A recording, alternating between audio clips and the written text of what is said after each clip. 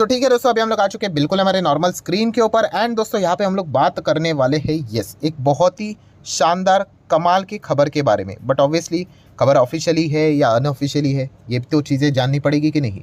ठीक है, तो एक एक चीज़ को हम लोग अच्छी तरीके से कवर करेंगे।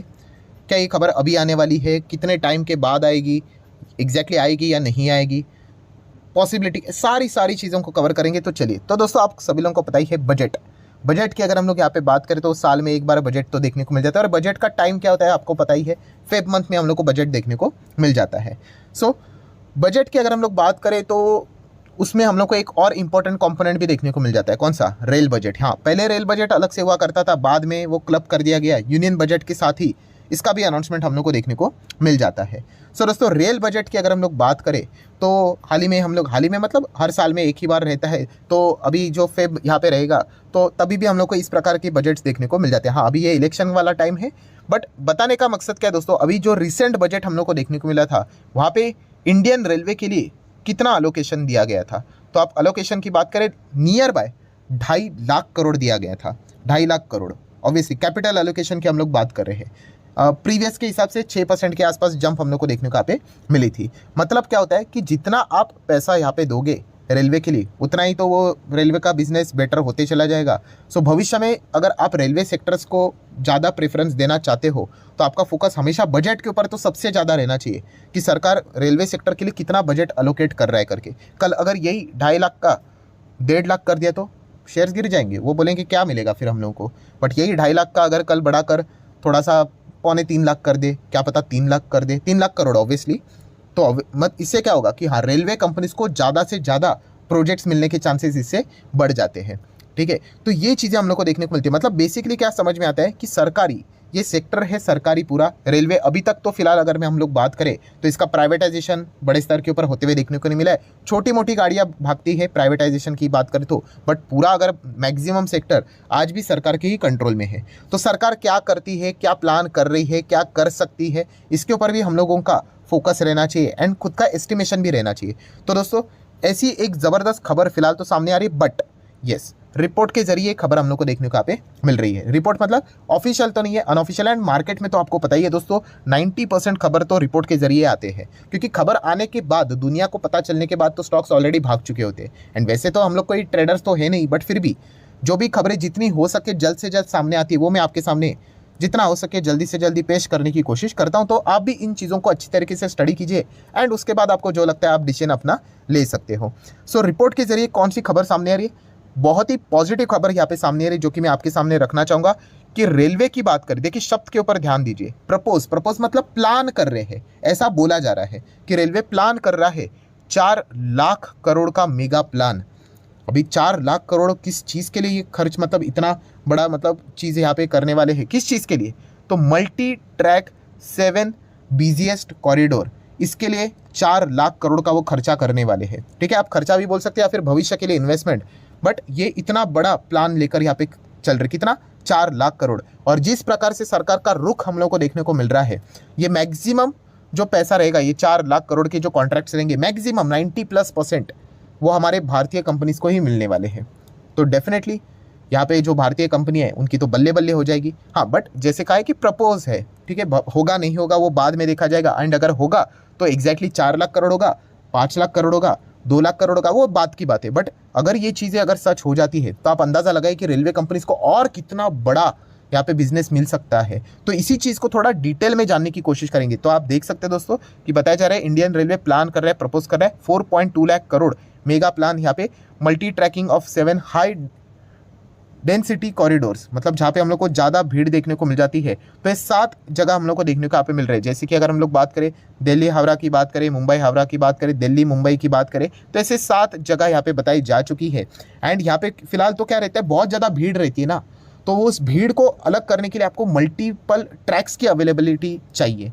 तो उसी का प्लानिंग यहाँ पे वो कर रहे हैं। तो इससे क्या हो जाएगा, आप देख सकते हो कि ये करने से फास्टर पैसेंजर ट्रेन भी हम लोग को देखने को मिल जाएगी and quicker movement of freight भी हम लोग को देखने को मिल जाएगा। मतलब बहुत ही सिंपल है कि रेलवे की अगर हम लोग बात करें, ठीक है, इस पर जो गाड़ियाँ दौड़ती है तो इस पर पैसेंजर गाड़ियाँ भी दौड़ती है, मतलब आम जनता भी सफ़र करती है यहाँ पे, एक स्टेट से दूसरे स्टेट, एक सिटी से दूसरा सिटी, तो ये चलता रहता है। एंड उसी के साथ साथ इधर हम लोग को मालगाड़ियाँ भी देखने को मिल जाती है, जहाँ पे सामान इधर से उधर लेकर जाते हैं। बट इसमें प्रॉब्लम क्या होता है, जैसे मैंने आप लोगों को कहा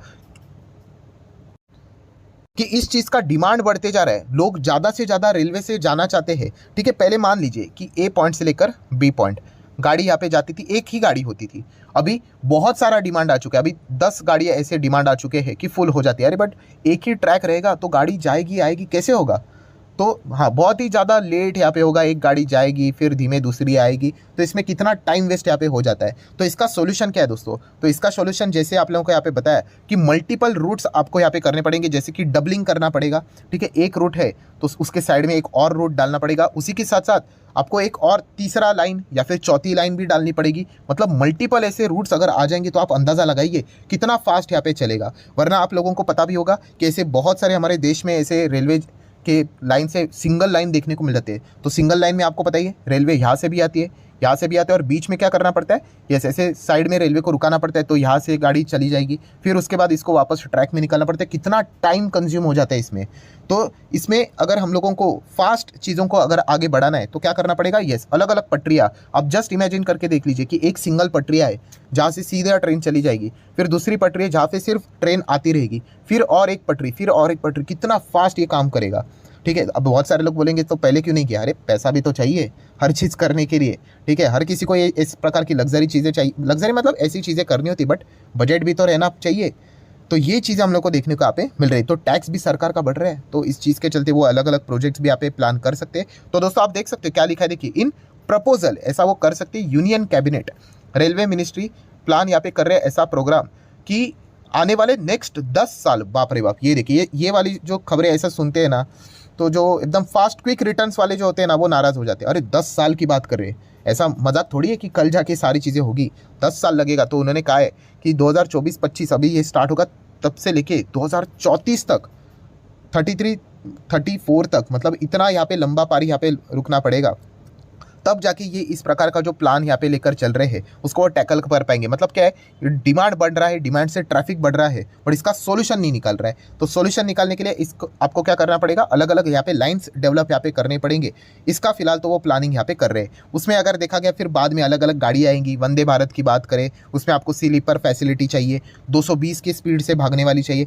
ठीक है, अगर सिंगल लाइन होती है तो उसमें भी आपको स्पीड का रेस्ट्रिक्शन रखना पड़ता है। अगर डबलिंग हो जाता है, ट्रिपल लाइन, 4 लाइन आ जाते हैं, तो आप और भी स्पीड यहाँ पे बढ़ा सकते हो। तो ये सब कुछ यहाँ पे फिलहाल तो प्लान चल रहा है, आप देख सकते हैं। देखिए इस मैप में यहाँ पे बताया है 7 की हम लोग को यहाँ पे जगह से इस प्रकार से गाड़ियाँ रूट्स देखिए इनके जाते हुए देखने को यहाँ पे मिलने वाले हैं, और ये बहुत ही ज़्यादा बिजी रूट्स है। तो डिमांड भी यहाँ पे बढ़ते हुए देखने को मिले। तो डिमांड बढ़ रहा है तो वही सप्लाई प्रोवाइड करो, वरना आपका बिजनेस नहीं होगा। तो ये चीज़ें फिलहाल तो देखने को यहाँ पे मिल रही है। तो दोस्तों मुझे ऐसा लगता है कि इतना आर्टिकल काफ़ी आप लोगों को समझने के लिए। हाँ, ये पॉइंट याद रखना भाई, ये जितनी भी चीज़ें थी सोर्सेज के जरिए थी, इसमें कुछ चीज़ें प्लस माइनस भी यहाँ पे हो सकती है। बट इतना तो मैं कह सकता हूँ दोस्तों कि भविष्य में आने वाले 5, 10, 15, 20, 30 साल, ठीक है, हमारी जो ग्रोथ है देश की वो तो यहाँ पे बढ़ने ही वाली है।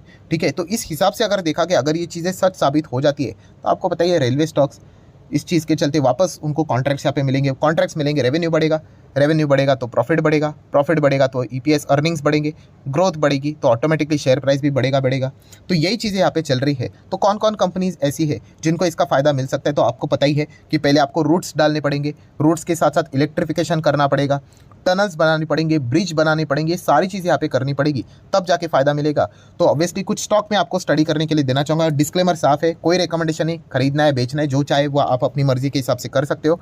तो दोस्तों आरवीएनएल ये जो कंपनी है कमाल का परफॉर्मेंस दे रही है, ऑलरेडी यहाँ पे भाग चुका है। ठीक है, ये कोई लिमिटेशन नहीं होता है कि कंपनी इतना भागा मतलब रुक गया करके, लगातार इनको ऑर्डर मिलते रहेंगे, बिजनेस बनता रहेगा तो कंपनियां अच्छा करती रहेगी। तो आरवीएनएल को इसका अच्छा खासा फायदा मिलेगा, क्योंकि आरवीएनएल के आप बिजनेस मॉडल पढ़ोगे तो उन्होंने बताया कि रेल इंफ्रास्ट्रक्चर प्रोजेक्ट ये हैंडल करते हैं। जैसे कि वही लाइन की अगर हम लोग डबलिंग की बात करें, नए लाइन्स डालने की बात करें, पहले तो हम लोग पता है दिन का 5 किलोमीटर की लाइन सेटअप करते थे, अभी ये 15 किलोमीटर तक जा चुकी है। धीमे धीमे करके और स्पीड बढ़ाएंगे तो नेटवर्किंग और स्ट्रांग होते हुए देखने को मिलेगा। प्लस उसी के साथ साथ मेजर ब्रिज डेवलप करने का भी काम रहता है। तो ये सारी चीज़ें यहाँ पे क्या करती है, आरवीएनएल सेटअप यहाँ पे करती है।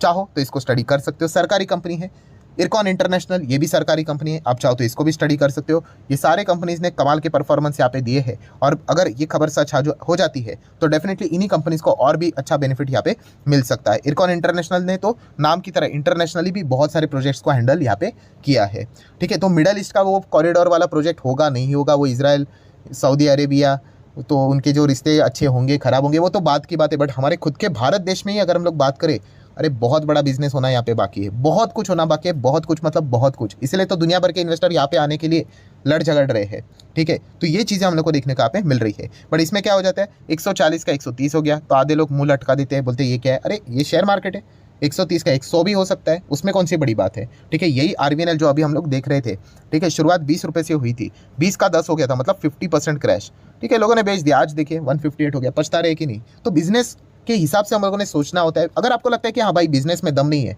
मुझे सरकारी कंपनी नहीं चाहिए, स्ट्रेट अवे इग्नोर कर दो। बट प्राइस 158 का 258 हो गया तो फिर तितलियाँ उड़ने लगेगी दिल में कि अरे खरीद लेते करके, ये कोई बात नहीं हुई। कल वो 258 का 200 हो जाएगा, फिर तितली गायब हो जाएगी, फिर बोलोगे कि हम लोग फंस गए करके। तो ऐसा वीडियो गेम नहीं खेलना है, ये मैं बहुत बार आप लोगों को कह चुका हूँ। बिजनेस को समझना है। IRFC भी फाइनेंस यहाँ पे प्रोवाइड करेगी इस चीज़ को, तो इसको भी बेनिफिट यहाँ पे मिल सकता है, चाहो तो इसको स्टडी कर लेना। रेलटेल भी रहेगा, नेटवर्किंग से रिलेटेड वाईफाई सारी चीज़ें सुविधाएं प्रोवाइड करेगी, इसको भी फायदा हो सकता है। एंड उसी के साथ साथ IRCTC को भी फायदा मिलेगा, बट बाद में। क्यों? क्योंकि पहले तो लाइनिंग यहाँ पे आनी चाहिए, डबलिंग होना चाहिए, 3 लाइन 4 लाइन यहाँ पे हो जाए, फिर पैसेंजर ट्रेन ज़्यादा दौड़ेगी, फिर उसको फ़ायदा यहाँ पे मिलेगा, ठीक है। मतलब आपकी गाड़ी का धंधा है और रोड ही नहीं है, तो पहले तो रोड तो सेटअप कर दो, फिर उसके बाद ये सारी चीज़ें हैं। तो IRCTC को भी फायदा मिलेगा, बट एकदम लास्ट में। पहले ये कंपनियां इंफ्रास्ट्रक्चर वाली मजे लेंगी, ठीक है। तो इन कंपनीज को आप स्टडी कर सकते हो। अगर फ्रेट की यहाँ पे बात की जा रही है, मतलब मालगाड़ी इधर उधर जो जाते हैं, तो उस हिसाब से आप कंटेनर कॉर्पोरेशन ऑफ इंडिया, इसको भी चाहो तो स्टडी कर सकते हो। ये भी मिनिस्ट्री ऑफ रेलवे के ही अंडर आता है, ठीक है। कोई रिकमेंडेशन में अगेन कहना चाहूँगा, ये सिर्फ स्टडी करने के लिए मैं आपको स्टॉक्स बता रहा हूँ जो कि रेलवे के चलते इनको बेनिफिट मिल सकता है, इस प्रकार के प्रोजेक्ट के चलते। और भी रेलवे के बहुत सारे कंपनीज हैं, उनको भी आप चाहो तो स्टडी कर सकते हो। बट बताने का ओवरऑल कंक्लूजन क्या है? कंक्लूजन एक ही है कि हाँ, हमारे भारत देश की ग्रोथ भविष्य में कमाल की रहने वाली। हाँ, इसमें ऑब्स्टिकल्स जरूर रहेंगे। अभी सबसे बड़ा हर्डल कौन सा है इसमें? एक ही हर्डल है, कौन सा? हाँ, इलेक्शन। इलेक्शन एक ऐसी चीज़ है जो कि बहुत ज़्यादा यहाँ पे इन चीज़ों में हलचल लेके आएगी। कौन आ रहा है, कौन नहीं आ रहा है। अगर आ रहा है तो मेजॉरिटी के साथ आ रहा है या फिर कम आ रहा है, बिजनेस ज़्यादा होगा या फिर पॉलिटिक्स ज़्यादा होगा, ये देखना इंपॉर्टेंट है। क्योंकि ये सारी सरकारी कंपनियां हैं। अगर सरकारी यहाँ पे स्टेबल प्रॉपरली अगर नहीं होगी, इधर उधर की चीज़ें होगी, तो ये कंपनियां क्या ऐसे स्टेबल रहेगी, ठीक है। तो बिजनेस कम होगा, बिल पास कम होगा और पॉलिटिक्स ज़्यादा चलेगा। तो ये भी चीज़ देखने वाली यहाँ पे होती है दोस्तों, ठीक है। तो इमोशनली हम लोगों को डिसीजन नहीं लेना होता है। अभी इलेक्शन का टाइम यहाँ पे आएगा, मिनी लोकसभा इलेक्शन भी देखने को मिलने वाले 5 राज्यों में जो इलेक्शन है, उसके बाद लोकसभा का भी इलेक्शन होगा। एंड उसका परिणाम डायरेक्टली इन सरकारी कंपनी, सिर्फ रेलवे नहीं, बाकी जितने भी है, डिफेंस भी है, फर्टिलाइजर है, ऐसे बहुत सारे सरकारी कंपनी है, उनके ऊपर भी हम लोग को पढ़ते हुए देखने को यहाँ पे मिलने वाला है। तो जरूर अकॉर्डिंगली आप लोगों ने क्या करना है, रिस्क देखकर स्टडी यहाँ पे करना होता है, ठीक है। सो आशा करता हूँ जितने भी इंपॉर्टेंट पॉइंट्स थे सारे यहाँ पे मैंने कवर कर लिए। वीडियो अच्छा लगे तो चाहो तो लाइक एंड शेयर भी कर सकते हो। So that's it, thank you very much दोस्तों। We will be meeting here studio, तब तक के लिए बाय बाय।